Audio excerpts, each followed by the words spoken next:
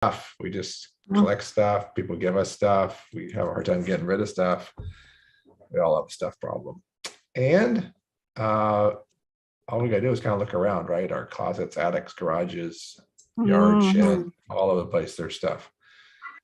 We have this, I live in Florida, and in Florida, we can't really put much in our attics because they'll just get too hot up there. And we don't have basements because we're at sea level, so we can't really have anything below there. So we fill up our garages with stuff other than our cars. It's kind of our storage place. Or we load up our cars and trucks, we drive across town, and we give somebody we don't know money to put stuff in the storage unit. And they take money every month from us, and we forget we have stuff there, but we keep paying them. So I found myself a couple of times in that situation, like, what am I doing? I could replace everything in there with new stuff after a year or so. Why am I doing this? So I sold everything and got out of the storage units, which was nice. And I haven't missed a thing. So these are some things I learned during that, as well as whenever you try to downsize, or one of your relatives maybe pass away and you have to take care of their estate. Sometimes you have stuff there you need to deal with. And this is a way to handle it that way as well. So we're going to show you how to turn your stuff into cash. Now, you could just use your cash to pay your bills. You could use your cash to treat yourself to something, or just buy more stuff, whatever you want to do. I'm not going to judge you. You guys decide what you want to do. But I have this stuff test. So anytime I come across something in my house or garage or anywhere that's laying around, I think, okay, does this still have any value to me? If it doesn't, I say, well, does that value to anybody else? And if it does, I'm either going to donate it to them or I'm going to sell it. Because if it's a value, then they'll pay me for it. If it has no value to me and no value to anybody else, it's trash. I need to get rid of it. Just need to throw it away. So, either throw it away, donate it, sell it, or keep it. That's kind of all the only options we really have with our stuff. But as we get older, we realize we don't need as much stuff. So how do we get rid of it? And people give too much away. I think there's a lot of stuff you could sell, and you don't have to, hurt anybody selling it, but it does help pay for some things when you have a little extra money from selling things. So we're going to talk about how to do that. All right. Calvin, welcome. Thanks for joining us. So the three of you, what would you guys have to sell? Anything that comes to mind that you'd like to sell that you can think of? Oh, mercy. I have a buffet. I guess it's a buffet. And it's just been sitting there. I've cleaned it out. Nothing is in it. It's just sitting there in the big room, just sitting there. Taking up space, huh? Just taking up space. I would love for it to be good. I got a dinette set, this stuff.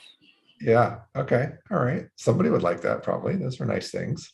Anybody else? Fancy, like China kind of stuff that I have no appreciation for from my grandmother. Okay. So I just been holding on to it. Yeah, right. So yeah, so selling some of those things are good. Okay. Anybody have anything else?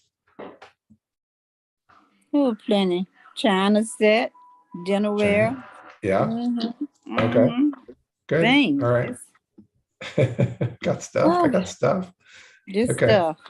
Okay. So we'll talk about how to do that. So in the past, I've used garage sales, and garage sales used to be kind of fun, but they've gotten a little more complicated.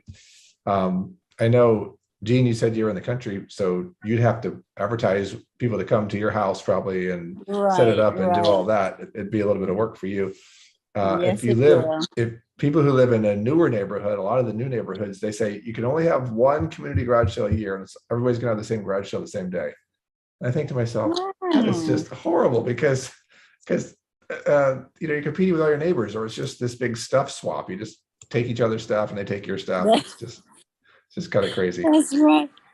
Or you have what I call the casual shoppers, where let's say you have this heirloom vase that your grandmother has been passing down in your family, and it's worth $100 easy, but you have decided you're going to list it for $25, and it hurts you to even list it for $25. And the dear lady down the street comes by, and you're having this garage sale, and she says, "Sweetie, we take 35 cents for the vase."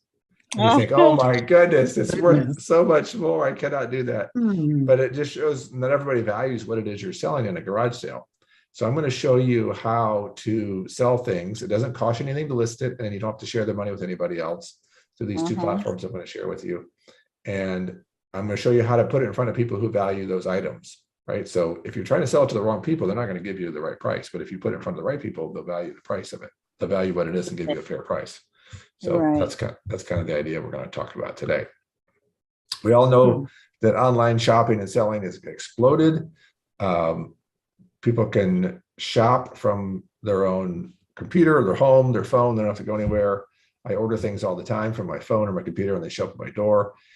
You can take pictures from with your phone camera really good and show what you're selling. You can reach a much larger targeted interested audience, which is the key to this, being able to put it in front of the right people so they appreciate what it is.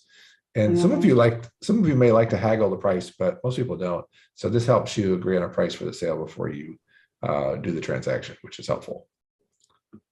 Okay. All right. So the two platforms I'm going to talk about are Facebook Marketplace and OfferUp. Both of these are free, but both of them require you to have a free account. Whether you're selling or buying, you have to have an account that's set up. So this is important because it takes away the anonymity of it, which is important. You may have heard of Craigslist, right? You can sell on Craigslist, but you don't know really who you're working with. That's the downside of that. So that's a little bit dangerous. You don't know who's going to show up. So that's why I don't recommend that one. eBay, Etsy, Amazon, those are all marketplaces, and you have to pay to list on there, and then they take some of the proceeds of the money, so it's not as easy. You're not as in control there. These two, you decide if you want to sell it or not. You decide what the price is. You can make it higher or lower, decide to sell it, not sell it, decide who you want to sell it to or not sell it to. You're in full control with these two platforms. If you are familiar with a program called OfferUp, no, not OfferUp, Nextdoor. Nextdoor is another program that you could use if you're familiar with that and your community uses that. It's like a Facebook for your community. All these principles would apply to that, but I don't go into that because nobody knows what Nextdoor is.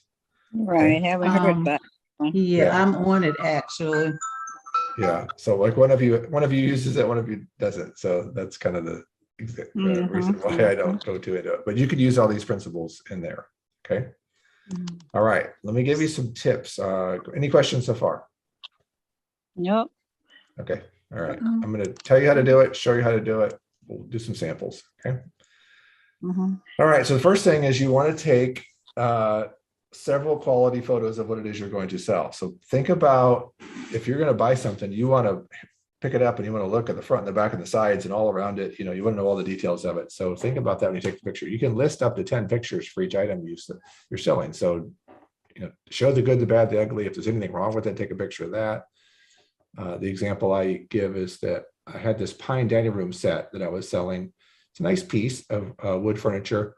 But many years ago, we had this English bulldog. There's a puppy that chewed on the foot of one of the feet. You know, it's cute when it's your dog, but it's not cute when somebody else's dog does it.